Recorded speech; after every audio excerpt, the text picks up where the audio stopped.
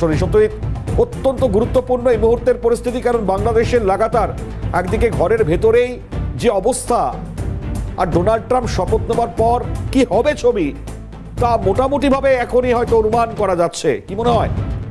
দেখো মৌলভী, তুমি যে তথ্য জানাচ্ছিলে একদমই সঠিক।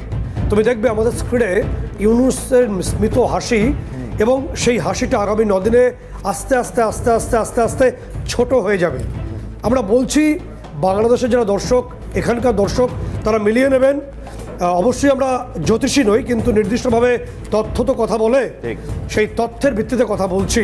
এবং আজকে আমরা যে স্ক্রিনে ছবিটা দেখানোর চেষ্টা করব, ঢাকায় মার্কিন দূতাবাস। তুমি জানো যে বাংলাদেশে ছুটির দিন, সপ্তাহান্তের ছুটির দিন শুক্রবার এবং শনিবার।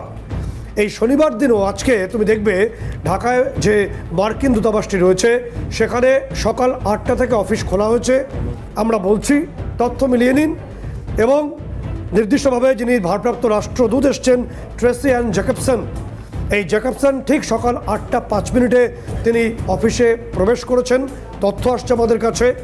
এবং এসেই তিনি 3টে রুদ্ধদ্বার বৈঠক করেছেন, এবং সেই বৈঠকে প্রথমেই তিনি সিআইএর যে ঢাকা স্টেশন চিফ রয়েছেন তার সঙ্গে কথা বলেছেন, এবং তারপর সেখানকার সমস্ত কর্মী আধিকারিকদের সঙ্গে তিনি কথা বলছেন। এবং এরকম একটা পরিস্থিতি যে ঢাকায় মার্কিন দূতাবাসের আগামী 9 দিন সমস্ত ছুটি বাতিল করে দেওয়া হয়েছে সমস্ত কর্মী আধিকারিকদের। এবার তুমি প্রশ্ন করবে যে মণিময়, যে যখন কোনো উৎসব নেই, কোনো জরুরি অবস্থা নেই, তখন হট করে বাংলাদেশের মতো একটা অকিঞ্চিতকর দেশের জন্য মার্কিন দূতাবাসের সমস্ত ছুটি বাতিল হলো কেন? কারণটা কি? কোনো কিছু তারা লুকোতে চাইছেন, কোনো কিছু লোপাট করতে চাইছেন? গত 5 মাসের কোনো তথ্য? এবার তোমাকে অন্য তথ্য দিই।